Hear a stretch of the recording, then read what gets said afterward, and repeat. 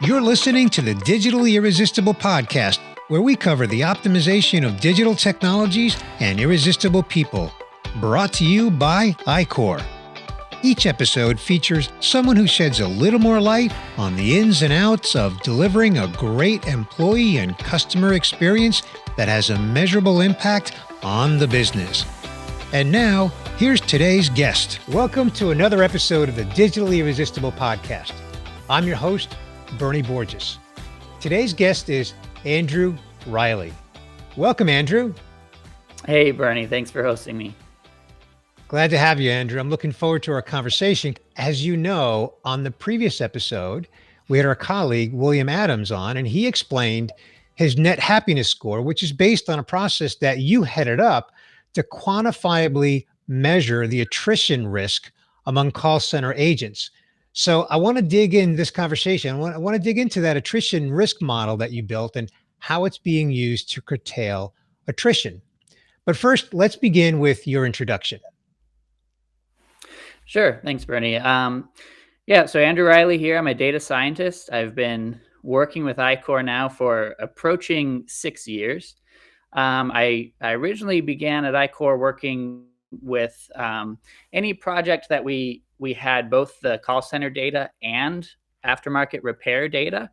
And I worked in that field for a number of years. And then I moved to an optimization team, which was kind of referred to as a Swiss Army knife type of team, where we had different experts from slightly different fields together to just work on some of our biggest challenges and find the best solutions for iQor to support operations. And now I've been moved to a team solely of data scientists, and I've been working with this team just for a short while now, so it's kind of new in this particular team. But we've got a ton of great projects, and this one that we're talking about today is one that I'm really excited to kind of dig deeper with you on. Yeah. Well, Andrew, it's a big one. I mean, attrition is, let's face it, it's an ongoing challenge in the BPO industry, but it's not unique to the BPO industry. It's certainly not unique to us at iQor. I mean, all you have to do is turn on the news and it's in the news every day, right? Just acquiring and retaining talent globally across pretty much all industries. It's a challenge for all organizations. So why don't you take us through the attrition risk modeling process that you and your team have developed? Sure. So I think, kind of stepping back and giving the motivation for this from the beginning was, when COVID hit, and it really changed our working environment in many ways. But one of the big things that we encountered was, we had to move a substantial amount of our workforce to being work-at-home agents. We did have some work-at-home presence even before COVID started. Right. But through this process, we moved very quickly about 14,000 additional agents to a work-at-home environment over the course, amazingly, of just about 10 days. That is amazing.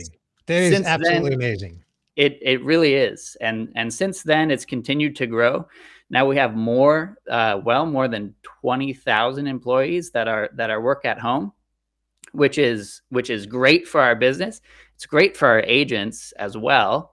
Right. But what we need to be able to do is measure, how is this going for them? Right. The supervisor is no longer, just a few steps away from the agent's working environment. It's remote. And so what we needed to do was create more tools where we can really measure, how is this going and how is the agent feeling? And so one of the tools that we created, we refer to as the moodometer. It's a very simple survey that just says, hey, how's life at iQor for you? And the agent has an opportunity to respond with a score of 1 to 5 with how it's going that week. And they have a regular opportunity to respond weekly as well. And so what what are some of the things that you've learned from the moodometer? Of course, in our previous episode, as I mentioned already, William Adams has been using it to create what he calls the net happiness score. And that's something that's been very effective for the operations team that he oversees. But what are some of the like big picture, global perspectives that you've gained from it?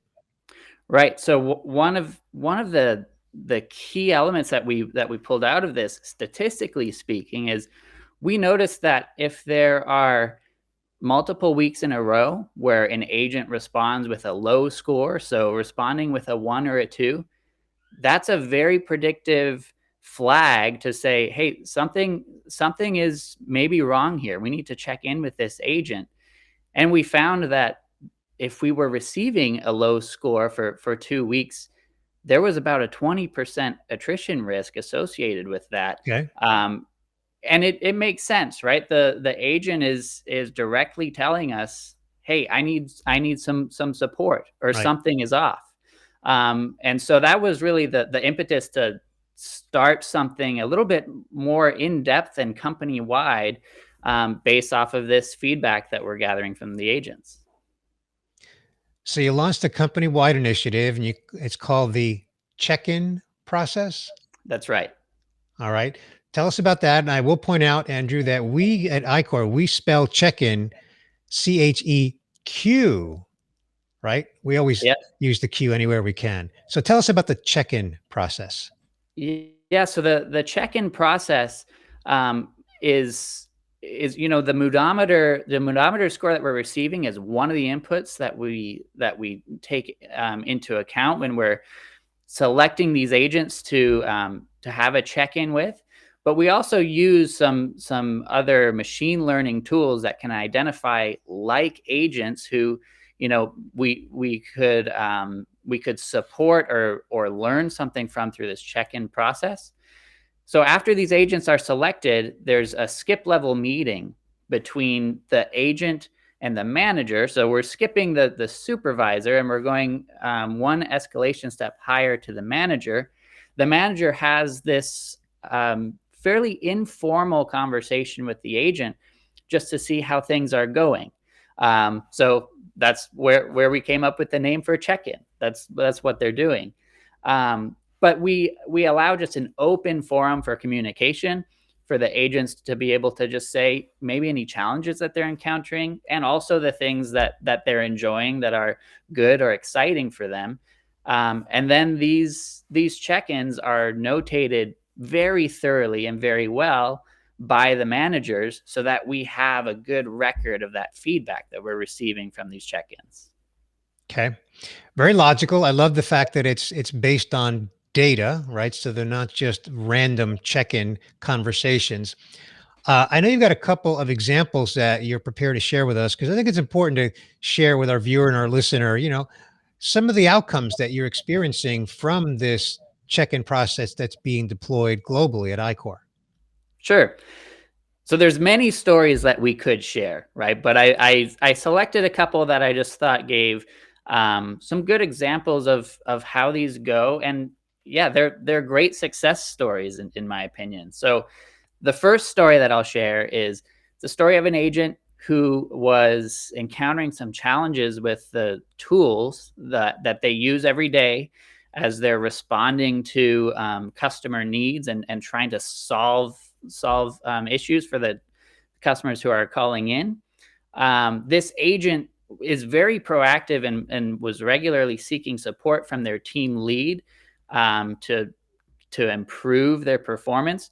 They were driven, as the manager noted in the check-in notes, really driven to improve their quartile rank of themselves versus the other agents on the team. Mhm. And so the manager arranged for a special training on this certain tool to upskill the agent and make them more comfortable. And as a result, the agent was very encouraged.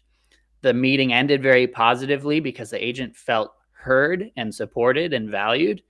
And the manager kind of just kept that open communication stream available to the agent, let them know, hey, we're always here to support you. So Cool.